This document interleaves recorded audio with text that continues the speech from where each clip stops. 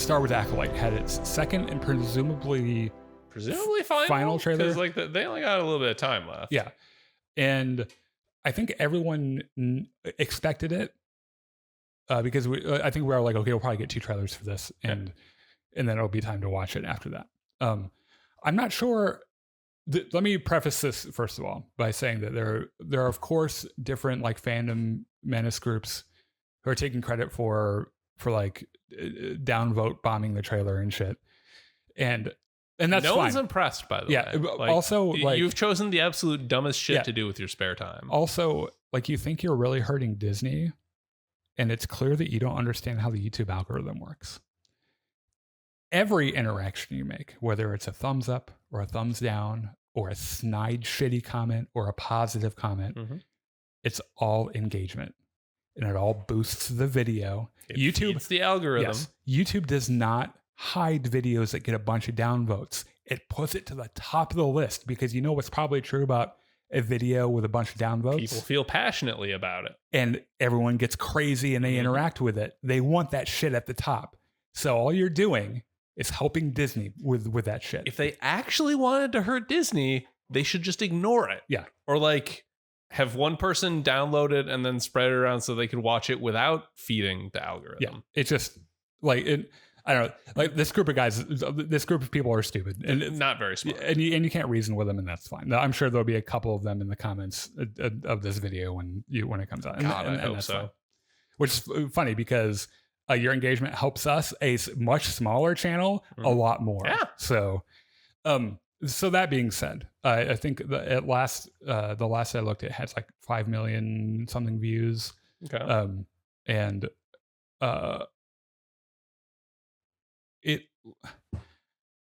I've said I was excited about it before. Yeah.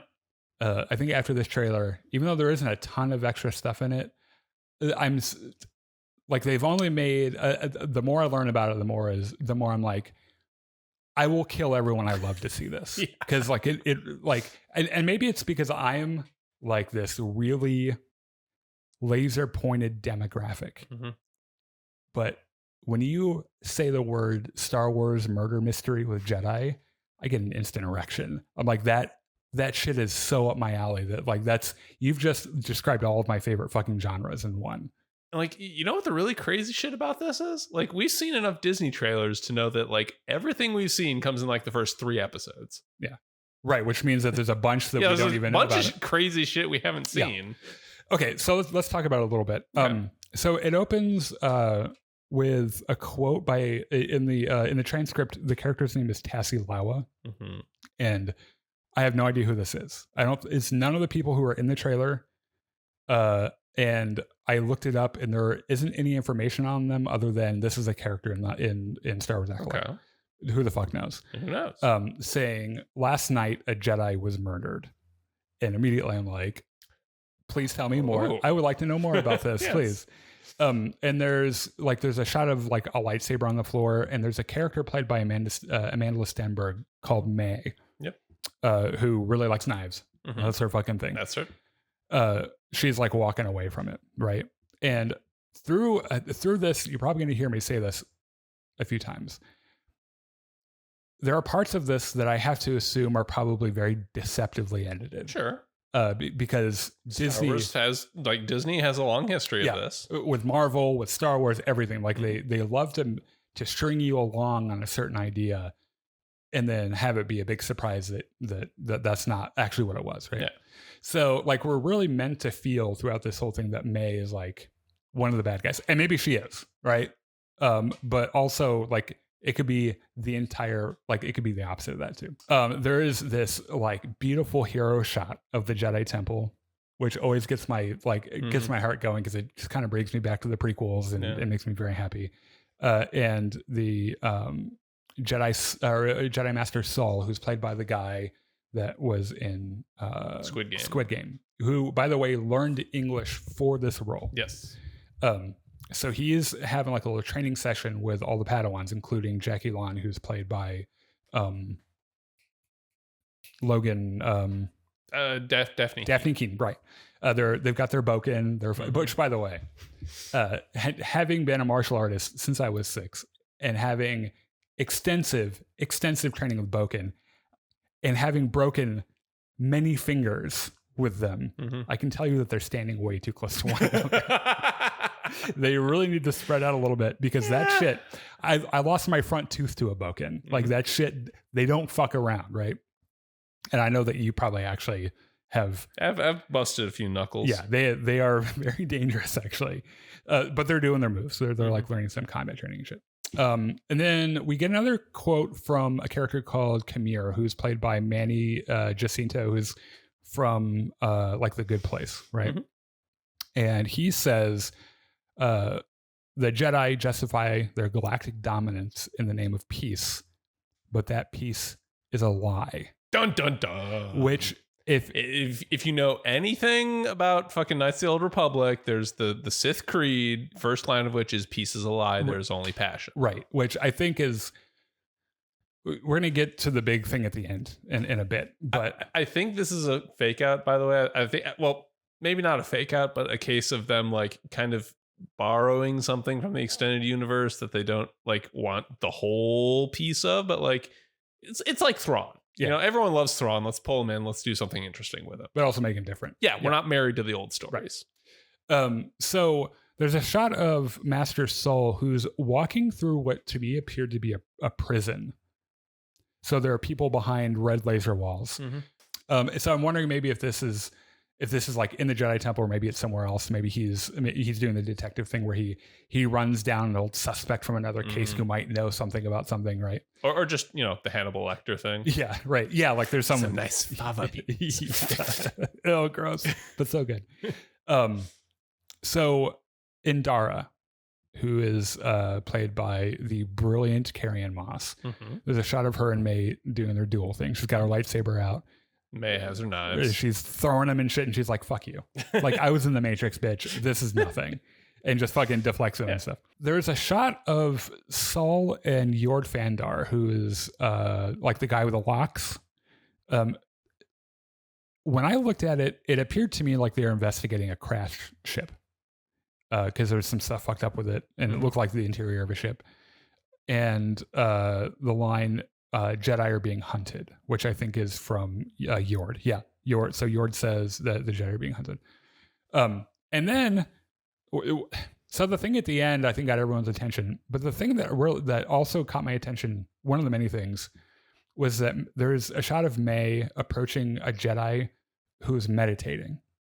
But when I went through frame by frame, I realized that he's doing the Luke Skywalker, The Last Jedi thing, where he's floating. He's floating. Just chilling. Yeah.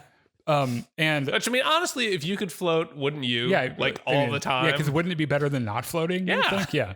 Just, you know, sitting there playing games, cross-legged, floating in the air. And so he's sitting there meditating, fucking hands in his lap, eyes closed. And it appears that she tries to attack him, but isn't physically able to, which is kind of badass. Yeah. I will also mention that throughout the trailer, there's a lot of like hand-to-hand combat shit. And I'm also here for that too, because I think that's pretty neat. We see a broken lightsaber that's like half buried in whatever planet has the red ground. Like it's on that planet. We get some exposition about May and how the Jedi like found her in a coven of witches, which is led by the character Mother Anastasia. And there's one of the new shots in the trailer is Saul giving little baby May a lightsaber, which I feel is a little irresponsible. The Jedi have always been irresponsible. Look, like, let's be real. Luke Skywalker was like, 17 or 18 in A New Hope. Ben Kenobi hands him the lightsaber. It's the first thing he did. He immediately turns it on, starts swinging it around. Before he turned it on, thank fucking Christ, he looked into it. Right? He's like, what the fuck is this thing? Why would you give that to us like a I don't know, like 4-year-old or something? Why would you put fucking 12-year-old Ahsoka into a war zone? Yeah, that's one of the many problems. And then Saul with a voiceover saying, she was my student, I trained her, let me be the one to bring her in. And then there's a shot from a sequence presumably where he's attempting to arrest her, right? And they have a big fight. There's a lot of hand-to-hand shit. We get a shot of what I think is a Jedi ship. it arrives at a planet and detaches from like a hyperspace ring, which is like a clear like shout out to like episode 2 and so it's probably a Jedi, right? And then Vernestra Rowe says, I sense this is only a small part of a larger plan, some sort of shift to tip the scales, which for me channels Mace Windu from episode 3, where he's like, I sense a plot to destroy the Jedi. Yeah. Which is just, God, fuck you, George Lucas. Yeah. Okay. This next character, we're gonna watch this show, and by the end, I will not have learned this character's name, and I'll still be calling him Tommen because he's played by the actor in Game of Thrones that plays Tommen, the second actor that plays Tommen, played by Dean Charles Chapman, who's like hanging out with that witch coven. And then his eyes just go black and he collapses to his knees. Oh. And it's like, you good, bro? Yeah, he's like some kind of possession bullshit happening. There's a shot of May approaching a figure standing on like a shale outcropping, looking over the ocean. And I am almost positive this is Octo from The Last Jedi. It does look like it. Looks a lot like Skellig Michael, which is the real location where they shot those scenes. And it looks a ton like that. Do you think they actually went back out to Skellig Michael, or is that the volume?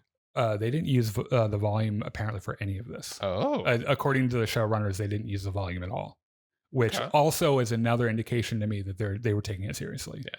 Because that was one of the big things that really turned me off about some of the stuff in The Mandalorian and like Obi-Wan Kenobi was that like the volume is when used well, it's incredible technology. It's really cool for certain things. Yeah. Not for everything. Yes. Like if you're shooting big, expansive, wide open spaces, the volume's not for that. Yeah. And I get like they, for some of that shit they had to do because of COVID and everything. Yeah. So there's a high speed space pursuit, I think. It's probably between Saul and May. He's probably chasing her to wherever he like has a fight with her. And it looks like they're flying through a planetary ring. But cool. It's this really cool shot where like there are like 2 layers of like rocks and ice and shit. And they're like flying between them, and it was like it's just a really like the shot is really well composed. It's a really neat visual. So there's a shot of a complex that's built into a mountain face exploding, like it blows up, and I'm not sure if this is like another Jedi temple because there are Jedi temples in a lot of different places, or like Jedi outposts. So like the guy meditating, maybe he was like the guy hanging out at this outpost. Maybe. There's a shot of May running through a burning forest, and she says, it's time to face the past.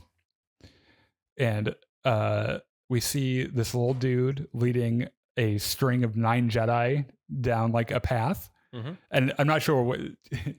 It's either a child or just a small alien. I looked at it and I was like, that's actually kind of funny. Maybe it's an Ugnaught Jedi. Maybe. That'd be weird. A little bit. Yeah. Indara, Carrie-Anne Moss's character, has a moment where she seems to sense something and looks like real shocked or disturbed. And then Mother Anastasia has a quote that is... destiny is not decided. Destiny is not decided for you by an anonymous force. If you want to pull the thread and change everything, then pull it. And I imagine maybe this is something that she says to May before she leaves with the Jedi. Does seem like something that would be said to May. I'm not sure where exactly in time, but there are more shots of fights, lots of lightsabers. There's a really cool shot of Saul with like in a fucking deep stance with his lightsaber, like about to go to town on someone. And then at the end, the thing that everyone's freaking out about is that they're like, it just cuts and there's this like shadow just standing in the weeds, like in the fucking brush, just standing there staring at the like the 9 Jedi or whatever.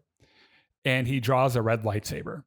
And Saul's character said, "What are you?" And then there's a close up of him like turning his head. And he's got this gnarly fucking helmet with like ornamental teeth or something that looks like an open mouth or something. And he takes a big swing right? And that's the end of the fucking trailer. And so these my following questions. Okay. These are just, as I was watching this, just things I just kind of thought of. I would really like to know more about, by the way, obviously some of these things will be answered when we watch the show. These are just questions that came to my mind, right? First of all, who is Kamir? The guy that's played by the Good Place guy. I looked on the Star Wars.com because they have little profile tidbits for little blurbs. Yeah. His is former smuggler who now makes his living as a trader, procuring unusual things and enjoying a life of leisure. And this like unusual things thing caught my attention because that's gotta refer to like Force artifacts and shit, right? Or maybe that's what he ended up finding. Like maybe like, you know, he ordinarily it's like weird pots and shit, and then like one day someone comes through with a fucking holocron or something, and he's like, "What the fuck's this?" So I'd be interesting to know what he discovers, and this whole piece is alive thing has to be a call out to that, and it would be interesting to know if he was like a Sith sympathizer. Like maybe he learned some shit about the Sith that no one's supposed to know because the Jedi have like long buried this shit, but like something is unearthed and he reads a little bit about it and is like, oh, these guys might actually be, I mean, maybe he's like really into Ayn Rand or something. Like hearing about who he is and what he does just puts a connection to Luthen in my head, but I don't know that there's anything there necessarily. Just like the sort of deals in artifacts, knows more about things than he probably should. Yeah, maybe, I don't know. So how much of the trailer is misdirection? Is a lot of it? Yeah. Like is May actually bad? So if she is, it's entirely maybe she's being used by the Sith as a tool. Kind of like Ochi of Bastoon. Ochi of Bastoon! Say, don't you fucking leave me hanging with that. We're also meant to believe, I think, that Mother Anastasia is a bad guy and these witches are bad guys, but like it could be entirely possible that they're not. Yeah. That they're just trying to live their lives. And maybe they show up and they end up like helping the Jedi. Be the Wizard of Oz. Are you a good witch or a bad witch? Right. The biggest question is who is the shadow guy, right? A couple of options. He could just be a full-blown Sith. Yeah. Which would be incredible. It could be Darth Plagueis. They would have to change his... I think they would have to change his species. Because not canonically. I don't think that's ever stopped him before. That's true. So in Legends, Darth Plagueis is... He's immune. And he's got a like, tall fucking head, right? Maybe it's Plagueis' master. Who knows? Well, Plagueis' master was a Biff, who also maybe they changed his species. Well, because they have really distinct head shapes too, right? I mean, it could be entirely that Tenebrous had another apprentice, that just fucking died, right? And then he's like, I guess, well, shit, right. Plagueis, you're up. I think we did the math on this. Plagueis would be 15. If everything we know about him from Legends is true, about like when he was born and shit, he'd be about 15 years old. So, which again, that's Legends. It's subject to change. Right. Or is this like another dark Force user, a la like the Knights of Ren? Because his helmet is a little Knights of Ren looking, a little bit. But I think fans would be generally displeased with this. I think we were like. Star Wars has been so careful about, at least in live action, not really getting into the Sith thing. And I think all of us would really just prefer that they did. Because it's a really interesting thing and it'd be cool to learn more about, right? It's the same way they've been extremely careful with not going past Rise of Skywalker in the timeline. Yeah. That's going to change. But there's certain things that it feels like there's a mandate from on high that Lucasfilm is not to go near these things. Yeah. Either because they don't, like the story group hasn't decided what they are, or they just don't want to go there. Right. Like they have very specific plans for those and they don't want anyone else mucking them up. This quote from Vernestra Rowe about sensing She basically says what Mace Windu says, which is someone's trying to kill us, and like this is real bad, right? I would be really interested to know what she has discovered that no one else knows. And this kind of leads me to the next thing, because this is the one thing that detractors of this whole thing bring up, and I don't think they realize how stupid they're being. If it's a Sith, doesn't that wreck canon? Because not if everyone who knows that it's a Sith is dead. In episode 1, Ki-Adi Mundi, we haven't heard of them for 1,000 years. Right. So, look. Again, the Lucas Story Group are bigger nerds than you will ever be about this shit. They would have proofread every single character of every single one of those scripts. They would make sure that it's not going to wreck canon here. The Sith being presumed extinct, they were obviously wrong. Yes. Right? Mm-hmm. So when you say, oh, well, that'll wreck it, it's like they weren't actually extinct. Yeah. Like they were out doing shit, right? And there's a really great Legends book that I remember reading in high school called Darth Maul Shadowhunter. And I'm drawing some parallels to Star Wars Acolyte with this. Mm-hmm. In fact, a lot of it feels similar, where a Jedi goes to the underworld of Coruscant to investigate a crime, and I shit you not, Chris, discovers the whole plot of episode 1. The fucking invasion of Naboo, the Sith, everything. And then they're like, we got to go. Shit, we got to go fucking alert the Jedi. I got to go to the Jedi Temple. And then Sidious being like, Maul, you need to shut this shit down right now. Maul's like, sir, yes, sir. And he kills every one of them. Mm-hmm. All the main characters of this book die. And it's scary. And it's like when all the good guys die at the end, it's mm-hmm. When it feels it's kind of down. Yeah. But like, you can't be like, oh, well, Ki-Adi Mundi said that the Sith were extinct, so how could this happen? Unreliable narrators. Yeah, but also, like, everyone who knew about it could have just died before they could tell anyone. Yeah.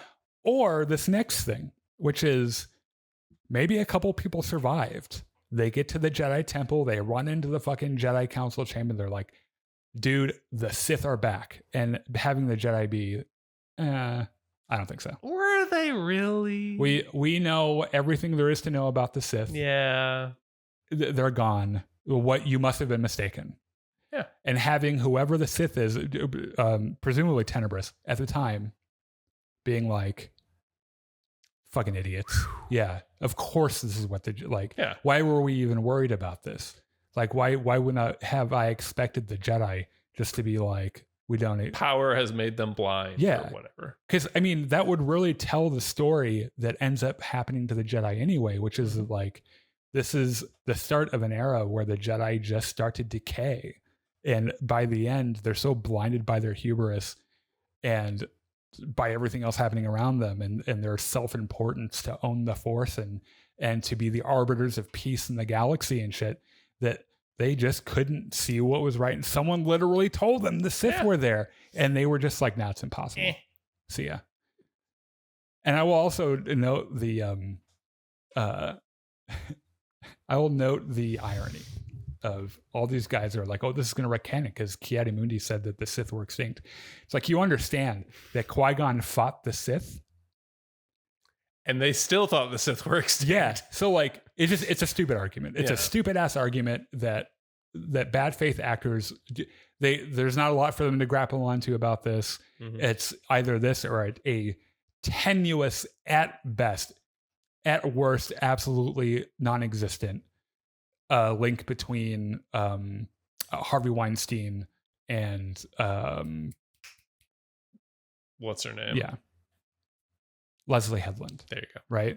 Like that's the only thing that's the only thing that they can like. That's all the haterade they got. Right. So, because I mean, they've pretty much found out that racism and sexism have a very limited appeal. Right. Right. And of course, all of them are pointing out that one of the characters is trans. So of course, and like they're, like 100% of the cast aren't white males, which is a crime against God, I guess. So like, I don't know. You keep complaining about stupid shit, and you know what's going to happen is we're just going to enjoy it anyway. Yeah. It's going to be that meme. The guy walks in, everyone's enjoying a thing, and he's like, "Stop it! Don't you know that that's blah blah?" And they just ignore him, and they keep watching. He's like, "Stop having fun." That's what you guys are. Yeah.